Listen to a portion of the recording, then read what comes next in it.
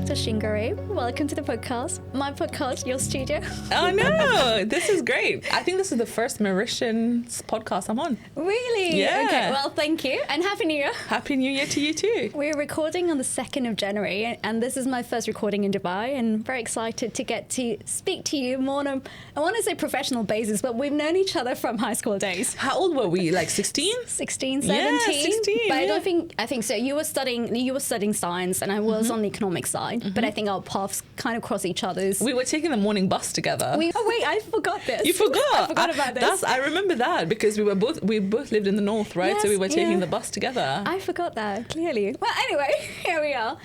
Thank you very much for accepting my invite. Look, I've followed a bit of your journey. You were born in Mauritius, you obviously studied in the UK, and now you've moved to Dubai. And it does feel like when I look at what you've achieved, it almost feels like your life has been segmented in different chapters. And I really want to ask, like, what is the current chapter about? What would you call it if you had to? Oh, wow, we're really starting the year strong. 2nd of January. I know. I feel like this chapter is probably, if I were to talk about 2025, because this current one hasn't started yet, it's more coming into who I am and who I want to be. I feel like beforehand it was a lot of let's do what was planned, rather than is this suiting me? Is this not suiting me? Is this something that I see myself doing long term? Is this something that follows my passion? It was a lot of like structure based on what we had considered to be success before. And I feel like the past year has been a little bit of like challenging that and really questioning the reasoning and the intention behind everything. And we finally kind of like stepped into just doing what we want to do. At what point did you feel you struck a moment of realization here? Because when I look at what you do, you're a strategy consultant, the podcasting journey, entrepreneurship, you don't fit in a single box, if I may. If I go back to our taking the bus back in Mauritius, it was a very heavy, academia-heavy life, right? And you've gone to Oxford, you've gone to Cambridge. I guess the background that we come from is very academia-heavy. At what point did you feel like you didn't fit the box and you were happy to take whatever course that was for you? Yeah, honestly, I think that happened when I was at university during my PhD at Cambridge, because as you said, we were nerds. We just knew the books. We just knew exams. We knew, you finish school, you do this degree, get a job, and then you climb the ladder, make money, and you're successful. But then when I was at university, I started meeting really cool people. I was lucky to be in Cambridge where you have very diverse people. And one of my friends, she dropped out of university to become an astronaut. Okay. And she's currently in space. And that's pretty crazy to think that people have dreams that are very different to everyone else. Then someone else who was a doctor, she started rowing at uni, never been a sports person before. Then she quit medicine and now she's won like a gold medal at the Olympics for rowing. So then you realize that people do what they want, and we can't all be competing for the same thing. We're so different. We are lucky. I always say this. I'm very lucky that I do exams well. And that's why I got to where I am. Doesn't mean I'm smarter than someone who wasn't getting the same grades as me. It just means that we were being tested on a very specific metrics, Agreed. right? And it's like that whole thing of, if you ask a fish and a monkey to climb a tree, obviously the monkey will outperform the fish. And that's why I feel like when I got to university, I realized that I have so many different interests in life. I have different skills. I'm actually creative as a person. I love talking to people. I can get along with just about anybody. And these things were seen as bad. In school, every year, my parents will tell you, the reports would say, very smart, very talkative. Right. Yeah. The podcast makes sense. Correct, right? And this is what I do for a living now. And I think it's just kind of like reframing and seeing other things as skills, other things that might be very easy to you as things that you can monetize and can lead into your passion. And that happened at university. And then the idea of the podcast started. And when I started interviewing people, then you realize that, and for us, being from an island is a blessing and a curse, right? A blessing in the sense that we had very good lives. We were raised very chilled, you know, we had the sea, we had the nature, but also very limited in the understanding of the world. I don't know about you, but for me, I knew nothing about the world until I left for university. And then it was a very big shock of, there's so much more to the world. There's so much that people are doing. And it's not just about becoming a doctor, a lawyer or something. There's so much more. And just even reframing that narrative that you don't need to have a corporate job to be successful. True. People are making money in their sleep. Like, all of these things are concepts that we don't even comprehend.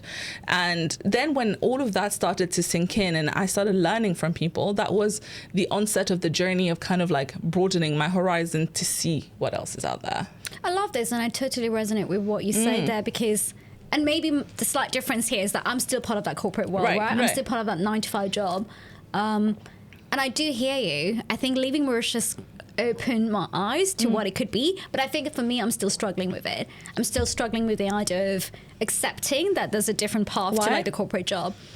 Like, look, I'll be honest, like coming to Dubai is really refreshing, because it's a given that you can be in a very creative job. And maybe being in the corporate world, I'm not bashing the corporate world, I love it. But you fit the mold. It's either you do this, and it's really rare that people talk about what else they are doing outside the job. And maybe that's the thing in London. I don't know about elsewhere. And I feel like for some time, I've tried to limit telling people that I've started a podcast. I don't know if you heard me saying that somewhere, but I've only started accepting the fact that I do like it. I do enjoy it. And if something were to come out of it, so be it. But for so long, I think maybe the idea of what success is to us in a brown community, or maybe coming from Mauritius, is like, you get your 9-to-5 job, you keep climbing the ladder, you make the bucks, and this is what you get recognition for. Right. Yeah. How did your mom and dad accept, or how did your mom and dad take the fact that you no longer wanted to be part of a corporate world? Because that's where you started at the beginning, and then you decided to accept this whole journey fully. Honestly, I wish I had a more dramatic story to tell. My parents really didn't care.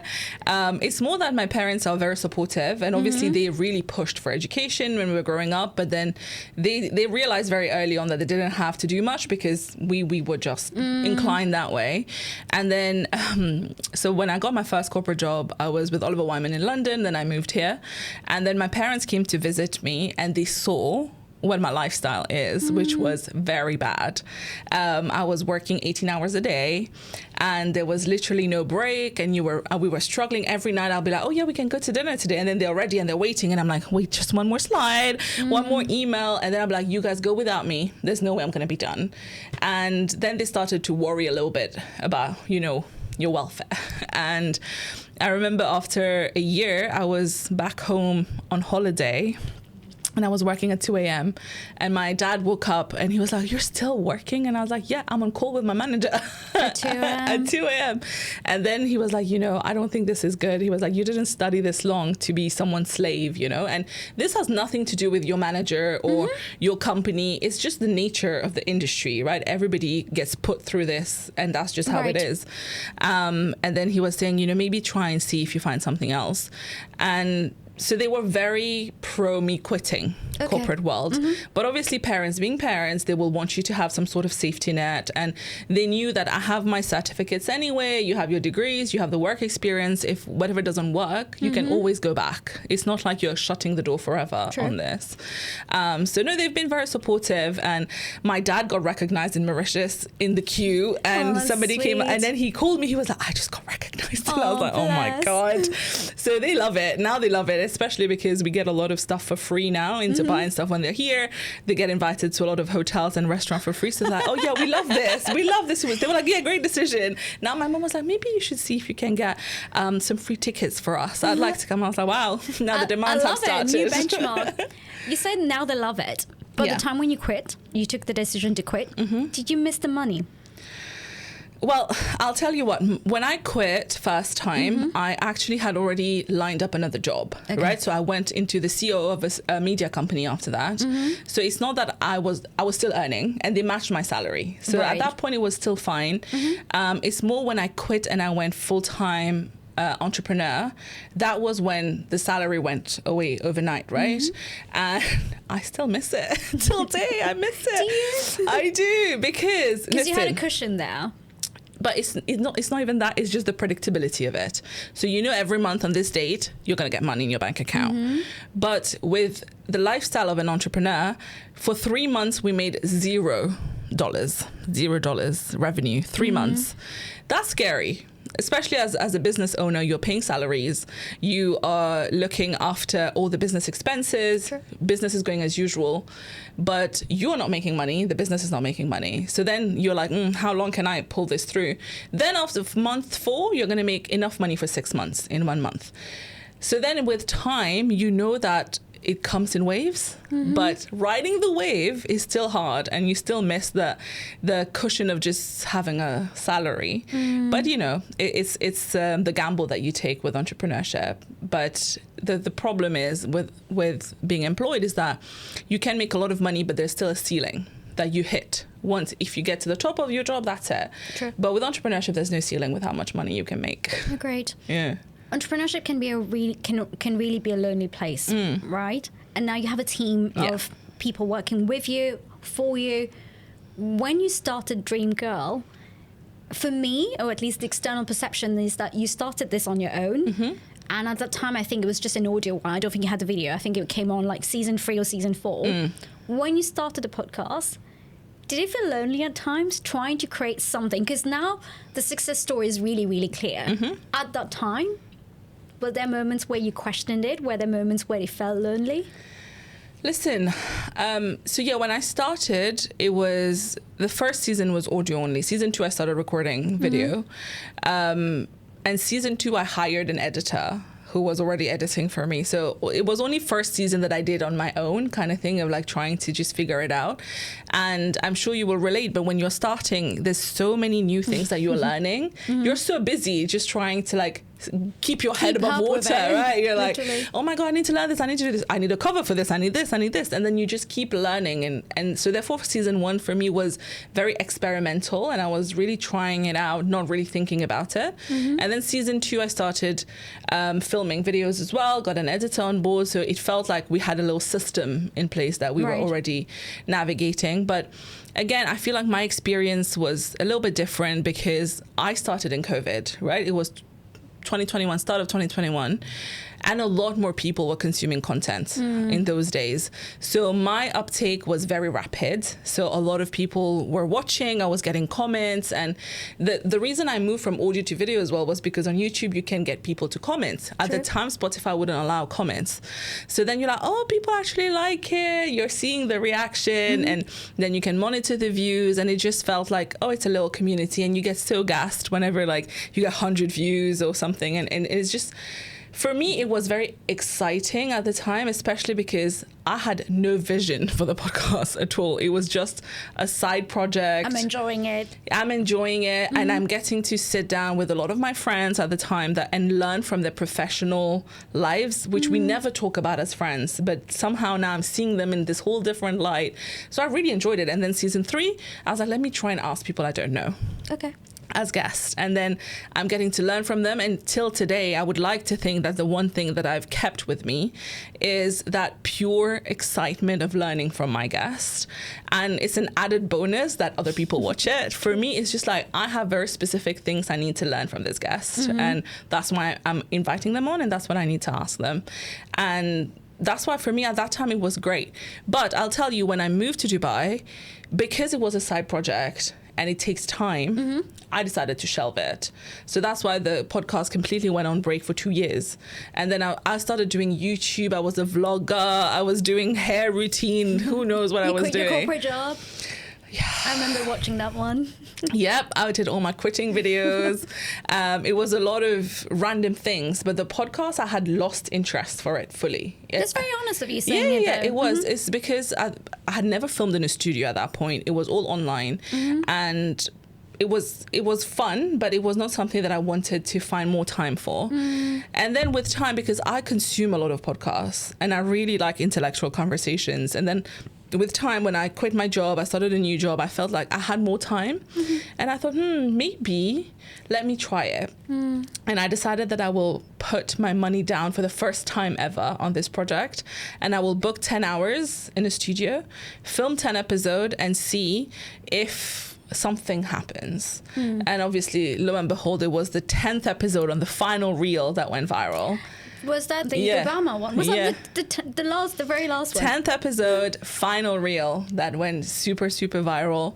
And I felt like, okay, well, the universe is trying to tell me something, because I was about to like completely shut the door on social media at the time. I was like, if this doesn't work, I'm quitting YouTube, I'm quitting Instagram, and I will just fully dedicate my time to the startup at this point. How cosmic. Right. The 10th one. Okay, I really want to ask this, and this is going to be a purely selfish question. Because there's been times when I've questioned whether I want to keep at this, and very similar to you, I really enjoy the conversation. I would do it for free. And to be fair, like, I'm doing it for free, as in I'm putting my money, but I'm not getting anything right now. This is literally, so last month was the first time I've decided to start tapping into asking for sponsorship, because I'm like, if I see value in it, I might as well try. Yeah. But how did you keep going? I mean, you're right there. Maybe it was a sign of universe saying there's something out there, keep going. How many times did you have to question, am I quitting, or am I continuing with this venture? So you see, one thing with me is I don't ponder. If I feel something, for example, the first time when I moved to Dubai, I was like, I don't know if I want to do this, I'll stop. Okay. So I just stopped. I was like, if I feel like I missed it or I want to go back, I will then restart it. But I just immediately stopped at that time. And for me, it was just a clear question of capacity. I don't have the time. I do not have what it takes at the moment to dedicate myself to this, so I won't do it. And then when I decided to restart it, I always set myself very clear goals, and they are very realistic goals as well. Okay. I didn't expect to go viral in the 10 episodes, but I was testing a lot of things. I was testing what is it like to be in a studio. I was testing how is it for me to reach out to guests in this country that I was new in to see if they would come on board. And I was testing my ability to host these women on the show and see how are the audience kind of like connecting with this. And also I was like, all I wanted to see was an upward graph. I wanted to see that the views are increasing, and if every episode I was improving by a little, that would have been enough for me to keep going. But I didn't expect it to have this kind of outcome at the end of it. But that's why I keep doing it. And listen, again, I always say this, I feel like I got lucky. I was there at the right time, right place, right guest, right opportunity, that story. And it's funny because the reel that went viral was of me, not even of a guest. That's true. And I'm really All credits happy. to you. Right? I'm very happy, because otherwise I would have always questioned whether this was my own abilities, right? So I think it's just a question of trying. And I think we give up too easily as well. And I think, listen, this whole thing of like, is it working till date today? I'm like, oh my God. On Monday, we were meant to have like 5 shoots in one day. And today I was thinking, Jesus, why did I sign up for this? I was like, I could have just had a job. I don't have any time off. I said I'll take 2 weeks off and go home in Mauritius. Do you know how many days off I took? Was it like 3 or 4? 0. None. Every day the laptop is open because someone needs something, someone is asking for something, I need to review something. And you cannot switch off because it's your job, it's your company. It suffers, you suffer. So then, but when you're an employee, you go on holiday, I don't even bring my laptop. I'm like, that's your problem. It doesn't concern me. So it's normal to feel that. And I think everyone feels that. Sometimes it feels heavy, sometimes it feels like it's not working, you have dead periods. But I think the main thing you need to know is you need to also remove the emotions from it and look at it from a very objective point of view. And I think there are 2 types of people that do content.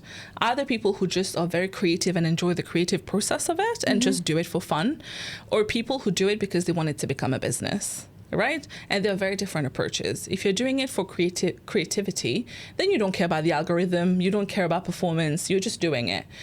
But I'm guessing you're the latter. You want it to become a business. If you want it to become a business, then you need to have clear goals. Right. You need to be testing things to see what's working and what's not working. Remove your emotions from it.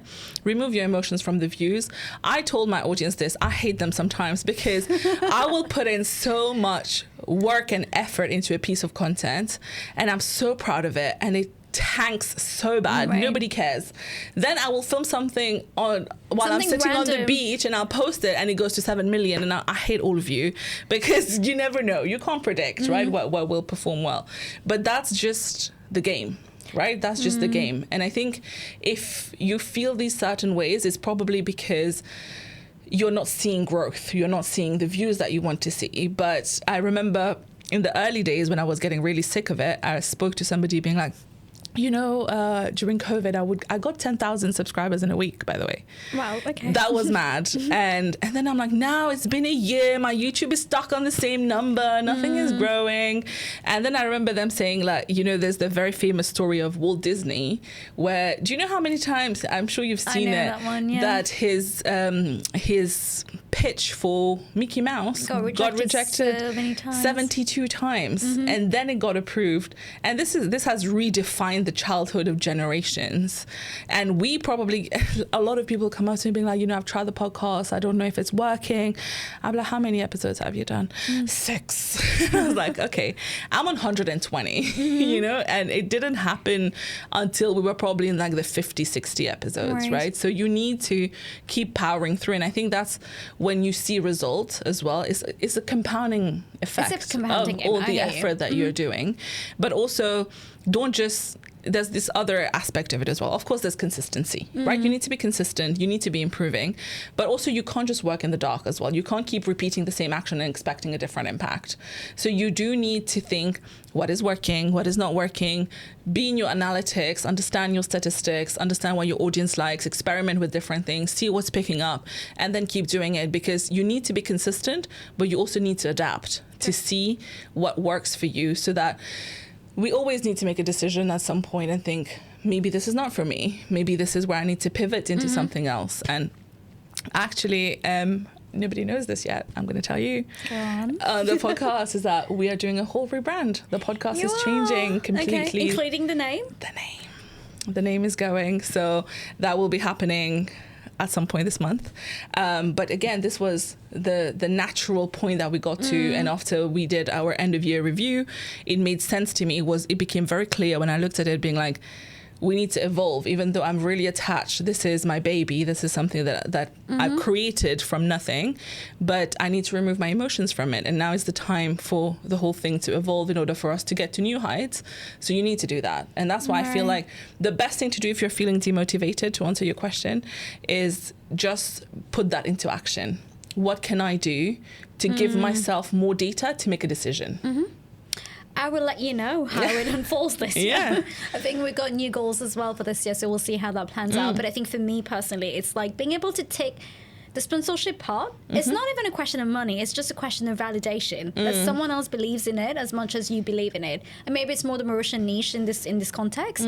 But it'd be interesting to see how that unfolds. But I'll tell you something. Don't take sponsorship as validation, because we've worked with like the biggest brands, right? We've worked with Dyson, Apple, Always, Bill Gates, everything. But for them, they just see you as one another person. You're a channel, right? You're a marketing channel for them, and all they want to see is data. So they're fully basing it on data in terms of views. But if you don't have the right numbers, doesn't mean that you're not good. It just means that you don't fit the internal numbers that they've set for themselves in terms of a marketing goal. And also, a lot of times it's just got to do with who you know, who you're around. And I wouldn't take it as such. And honestly, marketing in the podcasting world is very different to marketing in the influencer world. And everybody keeps trying to push me to be like, do a bit more of influencer content because that's where the money is. It's just not me. I can't do it. But for some people it works. There are loads of podcasters that do a bit more lifestyle so that they get that part sponsored, and then that feeds into the podcasting. But I don't think you need to, don't put too much pressure on it. That's what I'm going to say. Last question on this segment before we move to the second one. Is there a dream as part of the podcasting venture or your business venture? Is there a dream that you feel like you've quietly outgrown over time, but that you still have it at the back of your head? I don't know about outgrowing, but I feel like when I started, I remember somebody asked me, why did you do this? And at the time I was thinking, if any of these conversations changes someone's life for the better, where they feel like they've made a decision that helped them because of something they learned from me, that would mean a lot to me. That would mean that the success of the podcast is there. I would be like, that's good enough for me. And I don't know if this was my naivete or if it was me being a coward and thinking that, you know, this is the safe thing to say because at least one person you can change their life. This is more realistic. But you are, though. I think you have made a difference, but I really want to hear what you've got to say. Of course, but at the time I was very focused on the number, only one. Even if one person, that's enough. And now with time, we keep bumping into people who recognize me or who will tell me. And the nice thing is when people tell you specifically this specific conversation with this specific guest that changed something with them. And the most beautiful story, which I still tell to everybody, is I got off stage one time in Sharjah, and this elder lady came to me. She was like 60 plus, and she was like, I traveled all the way from Abu Dhabi to Sharjah to come see you because she was like, I was stuck in this toxic workplace and I hated it. And every year I would write a resignation letter and never submit it. And then I watched your episode on you resigning after working for 1 year, and I submitted it the next day. And she was like, and it changed my life. And she was like, for the past 10 years now she's doing this, blah, blah, blah. And I was like, oh my God. And I was like, this is not even my target demographic. I never thought that these are the kind of people that will be impacted by what I say, because I feel like I'm speaking to someone who's my age, who's doing the same thing as me. And I remember thinking, wow, you really don't know who's listening, who are you touching?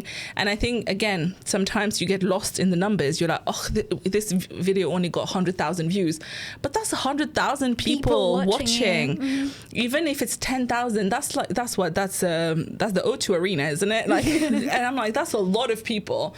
But we just get lost in numbers, not remembering that these are number of people that have watched this, that have interacted with the piece of content that you've done. So I feel like maybe I've outgrown that concept of thinking that I just want to help a few people. And now it's more like I want to help as many people as possible. I love this reframing. Yeah. I do. You know, I tend to like screenshot messages from people and have it like in a separate folder on my phone. Yeah. It's just going back to maybe validation. Maybe that is the validation. Yeah. Not that I'm after. It just gives you a sense of purpose. Yeah, that it's you're a not reminder. doing in the background for no reason. Absolutely. There is something coming out of it. Maybe moving on to the second part of this conversation. And I hate myself for asking this question, but I feel like I've watched you asking guests the same question, and I tend to do so myself. And I do wonder if it's because we're trying to maybe get a sense of other people living similar experiences to us, and that is about dating and relationships. Okay.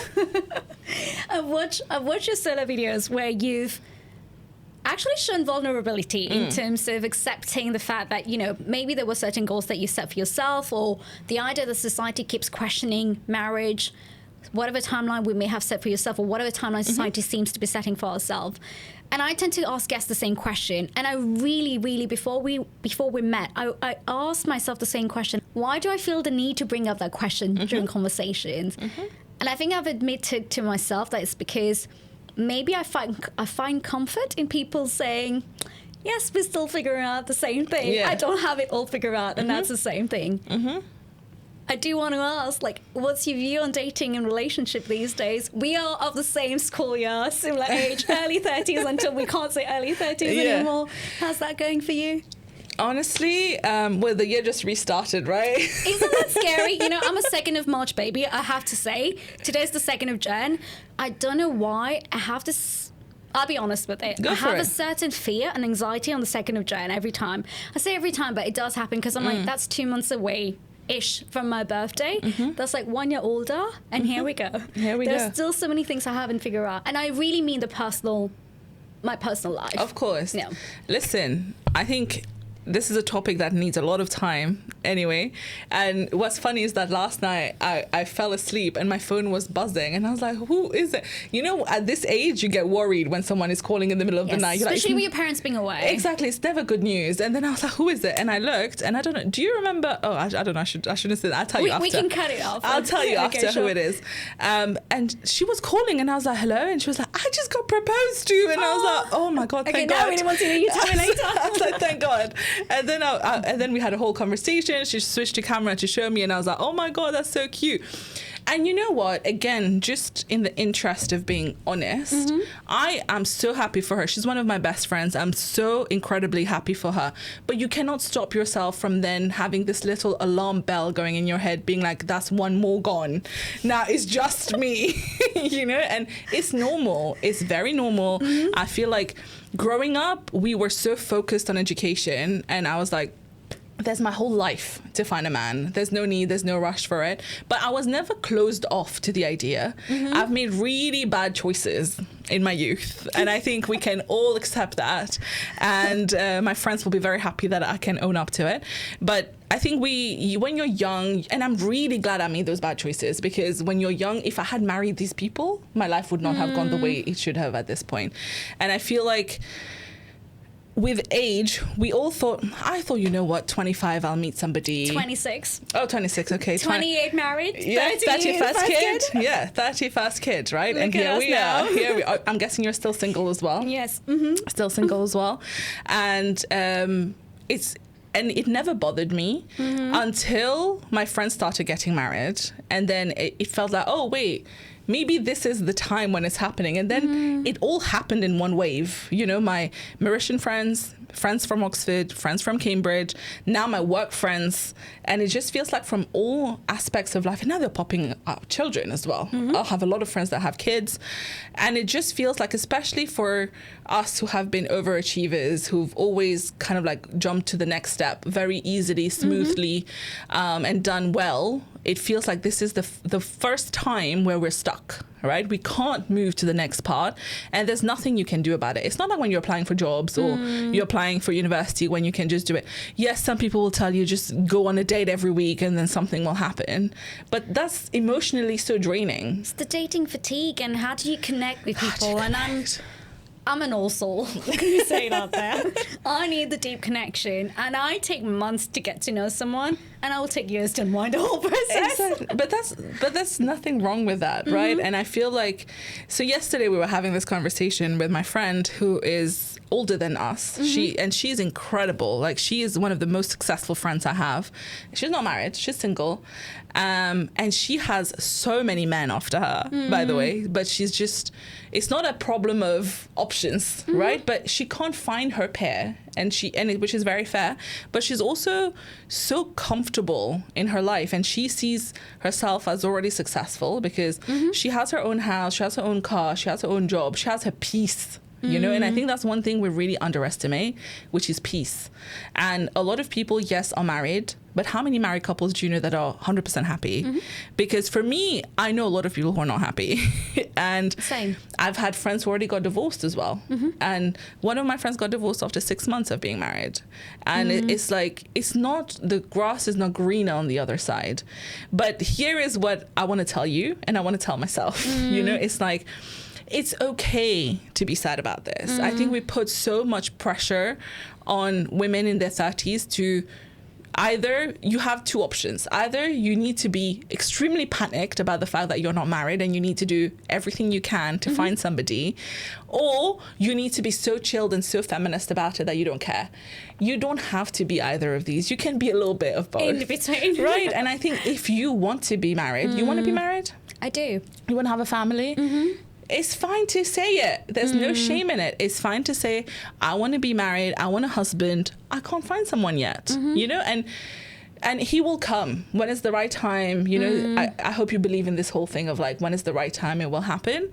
But it's okay to feel sad that it hasn't happened yet. It's okay, because especially at this age, when you start for special things, for example, New Year's Eve, everyone is coupled up, and then you're just there like, well. Did you feel it? Yeah. Did you? I did. Did you feel it? You know, maybe this time because I was really, really grateful to be with my mum and dad, because my mum nearly didn't travel because she had a toe fracture. Yeah. I was very at peace, but I don't know if I should say this, but let's go.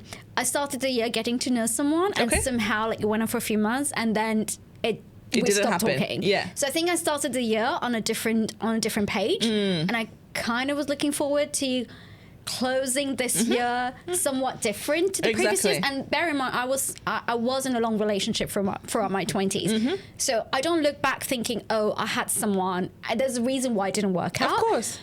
But hell, like this dating world, I tell you sometimes I'm like, we're not made for it. I don't think I'm made for it. I can't. Listen, the thing is, it's a fact as well, right? And I think, as you said, we keep bringing up that topic, and I'm sure a lot of people think it's pathetic that we keep bringing it up, but at the same time, it stopped being funny, I think, a while ago, because it is an actual problem.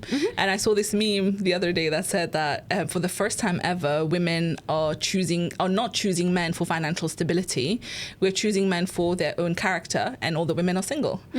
Because men need to up their game a little bit, and that's okay. And I do not believe in the whole narrative that all men are terrible. I think there are good men out there. They're just very rare and very hard to find. But they will come, and eventually it will happen.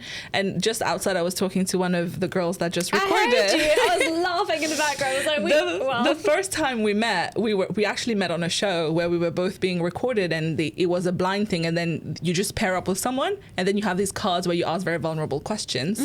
And the first question was about who is someone that you used to love but now hate and hold a grudge against. And both of us trauma bonded over our toxic relationship from the past. Yeah. And see, it's just the fact that you meet a stranger and they have that same experience as you. It's just crazy. And the number of women I know that are extremely incredible, beautiful, successful, but struggling to find a pair. So I think, as you said, we're finding comfort in just talking about it, because you're already feeling lonely, and there's nothing wrong with that. We all feel that loneliness at random times. We're not alone, we just feel the loneliness, because I live alone, you live alone as well, right, in London? So you come home alone all the time, and then you're like, oh, I thought I would do that. It was fun for a few years, fun. right? And then, but you didn't expect it to carry on for this much longer. And it's okay. It's normal. It's human behavior. We all crave intimacy. We all crave having someone to do life with, and there's nothing wrong with that. It's just, unfortunately, the whole dating scene has changed. The accessibility of people, we've all become very vain. We've all become very shallow, and it's so easy to just swipe through the apps. And it is what it is. And I don't know, I hope there will be a solution. And you've seen that article that came out, was it in Vogue, that said that having a boyfriend is embarrassing these days. And it's okay. It's like, there are very different views, and people deal with it in different ways. But it's quite concerning to see how many women online are being very openly vulnerable and sad about their situation. I actually had a guest on my podcast who she came from nothing, and she became a millionaire at the age of 23, and now she's a multimillionaire. And she's now 30, and she was saying how she owns like 17 houses around the world. And she was like, I was sitting in my huge resort that I own in Bali, and I have no one with me. And she was like, I realized that if I could have traded all of this for a husband and to be maybe poor, I would have done it. Oh, you mentioned that on a podcast. Yeah. I thought, yeah, she talked about it. I remember listening to that one. It did stay with me. She talked about it, and I think now a lot of women are questioning whether we were fed this narrative that you can have it all, and now we can't have it all. And then a lot of women are probably thinking, well, I would have traded my success to have a normal life. I think for me, it's you can still have it all, but it seems to be attached to a notion of time. It's really that. It's like the notion of time, because how many women do you know who, like in their late 30s, are still getting married, or still having kids? But going back to maybe bringing it back to the Mauritian context, where we've grown up with a certain idea of what success looks like, the academia, like the academics part of it, getting a scholarship, going to Oxford, going to Cambridge, and then ticking that box in terms of like marrying by a certain age. And it is evolving. Like so many women are now getting married, getting to know people. And like if I look at our group of friends in our 30s, there was a time it was in our 20s, right? It is evolving, but I still feel there's a notion of time attached to it. And to some extent, I find this a bit concerning, but it feels like we are being judged more so for not having been married than people who maybe got married and have been divorced. Yeah.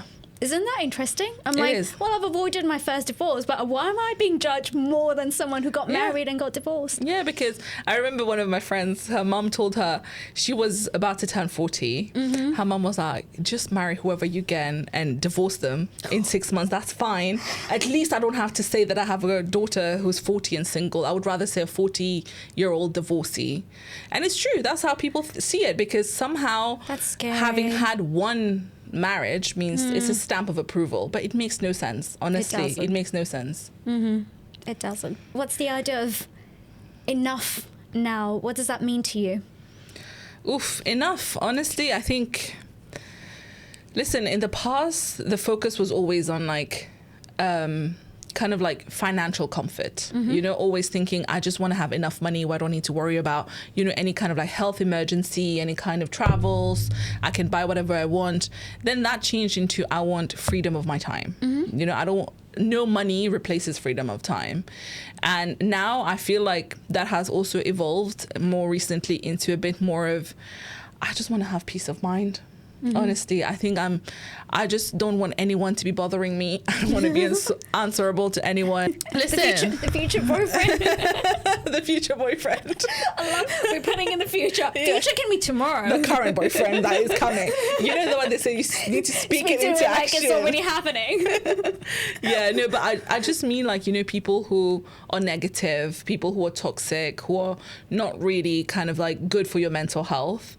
And I think even when it comes to work, like making decisions that protect your boundaries and all of this, for me, enough just means that nobody's bothering me. Basically, that's it. I just really want to protect my peace of mind, and I don't want anyone to like get to me. I don't want things to get to me, whether it is a hate comment, whether it is, you know, someone asking me, when are you getting married? Or recently one of my married friends said to me, you know, Sheen, it's not even funny anymore that you're not married. And I was like, what? Where is this coming from? But it's not like you're not even trying, right? I recently got quite vulnerable, and I said to someone in my family, like, you keep asking me this question, but it's not like I'm not even trying. What do I do if I happen to like someone and they don't like me back? What do you want me to do?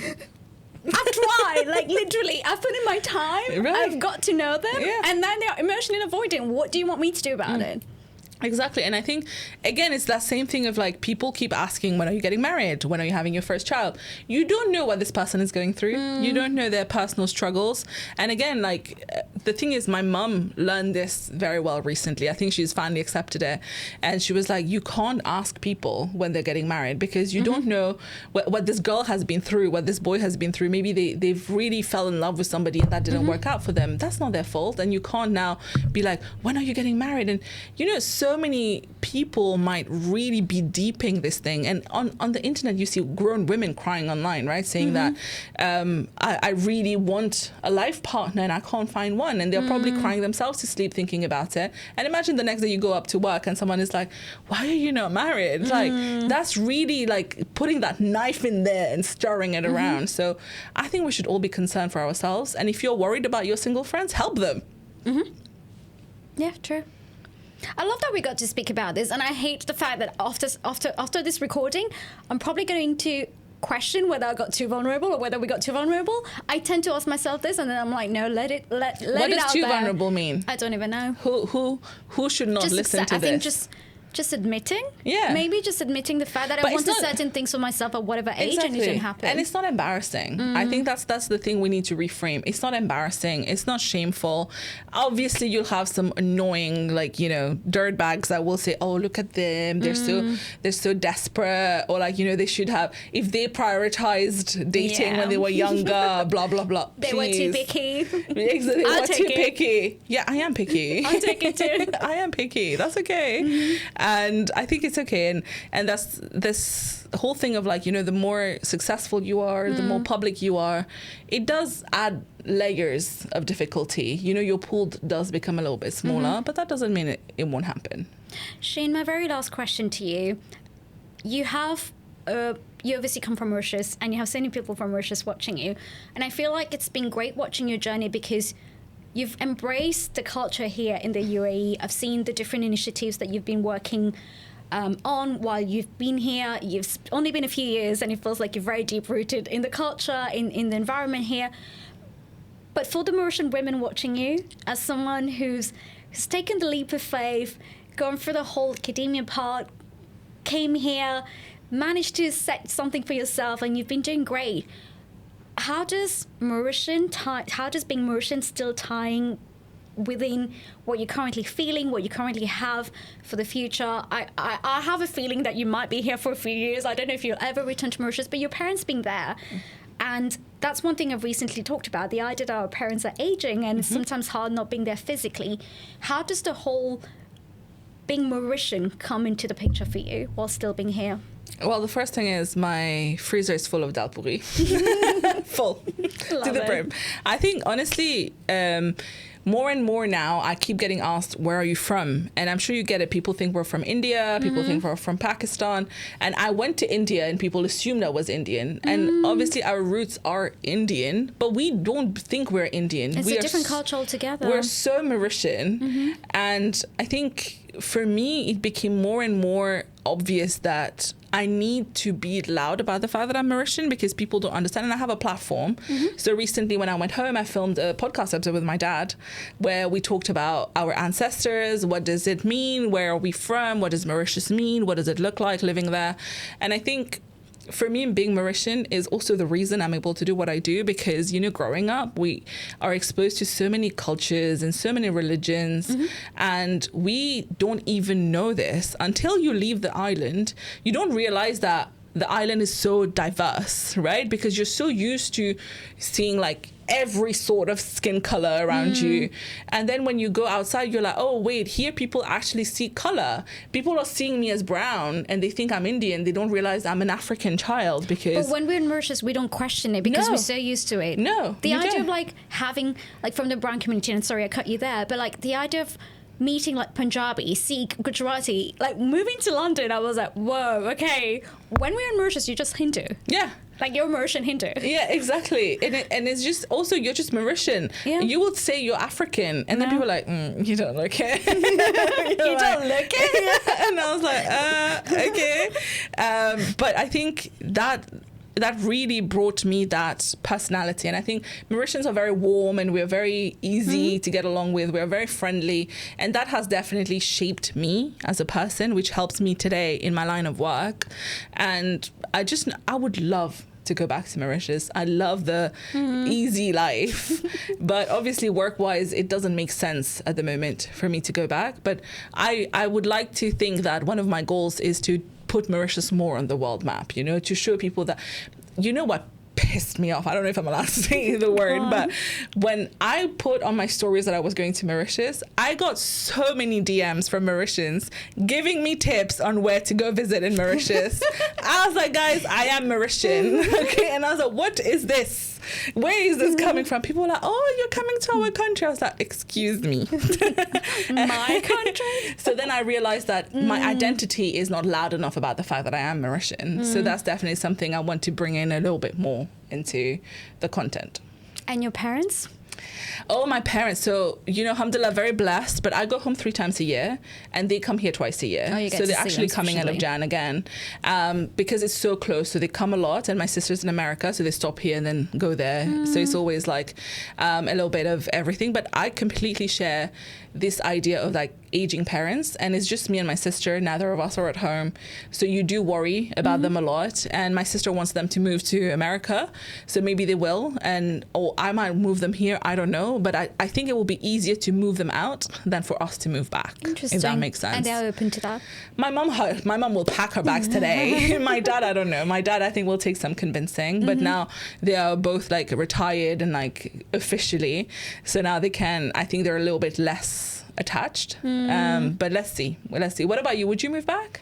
I am debating it. I am debating it. I think by the time this comes out, this will be interesting timing.